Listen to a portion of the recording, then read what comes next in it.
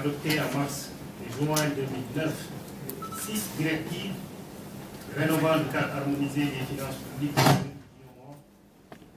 Ces directives qui traduisent les bonnes pratiques internationales en matière de gestion des finances publiques introduisent d'importantes innovations. Il s'agit notamment des innovations dans la gestion pluriannuelle des crédits, des innovations dans la budgétisation par programme, des innovations dans la gestion axée sur les résultats, mais aussi des innovations dans la multiplicité des ordonnateurs principaux, dans l'allègement du contrôle financier a priori, dans la comptabilisation en droit constaté et patrimonial, dans le renforcement du contrôle interne avec l'introduction de la fonction contrôle de gestion et enfin dans le renforcement du contrôle externe à travers l'Assemblée nationale pour l'évaluation des politiques publiques et la Cour des comptes pour l'audit de la performance.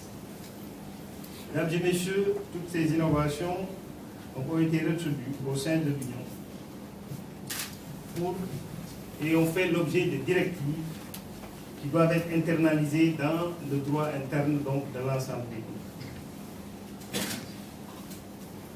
Le Sénégal a été le premier pays à finaliser l'internalisation dans son droit positif de l'ensemble des directives à la faveur de l'adoption de la loi organique relative aux lois de finances de 2011 et l'adoption du Code de transparence en 2012.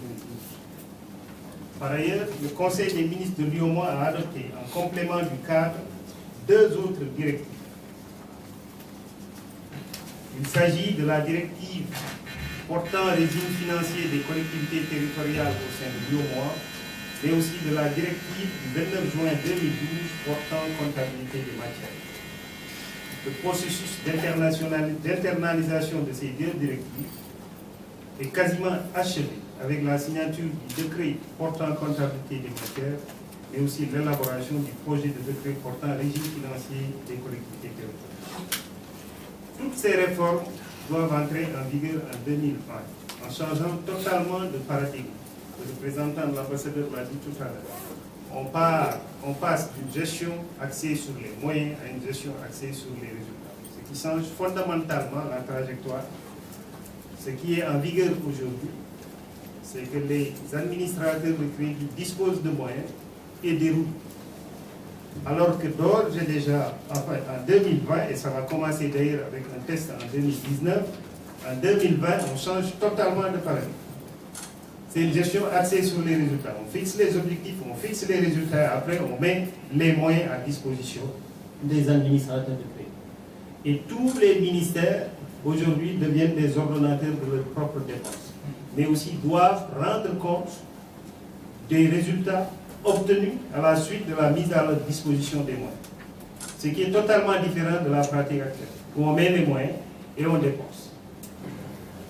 Sans en tout cas une prise en compte des résultats qu'on doit avoir. Et ça, c'est en droite ligne avec même la méthode de comptabilisation, qui aujourd'hui s'apparente à la méthode de comptabilisation du privé. Vous aurez l'occasion de revenir là-dessus, sur ces questions-là, avec le secteur exécutif du PCRP. Parce que tous ces éléments-là visent simplement une chose: comment rendre performants les administrations. Parce que la logique du privé, c'est une logique de résultat, avec une comptabilisation axée également sur ces résultats-là, une comptabilisation patrimoniale. Aujourd'hui, je donne un exemple. La comptabilisation ne prend pas en compte certaines richesses nationales au niveau du trésor. Les mines ne sont pas comptabilisées, les réserves forestières ne sont pas comptabilisées. C'est une comptabilisation de caisse qui est aujourd'hui en vigueur. Demain, en 2020, on sera dans une comptabilisation patrimoniale qui prenne en compte l'ensemble des richesses du pays, qui pourrait avoir des incidences sur le taux d'endettement, sur beaucoup d'autres éléments, sur même donc le rating du Sénégal, parce que ça montre totalement comment on comptabilise l'ensemble des richesses de ce pays.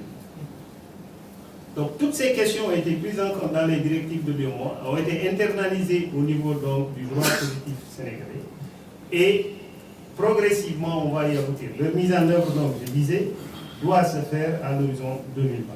Et cela requiert une appropriation par les différents acteurs de l'ensemble des éléments qui composent cette réforme. C'est ce qui nous réunit aujourd'hui. Cette appropriation a commencé par donc des séminaires, par des réunions avec l'ensemble des ministères.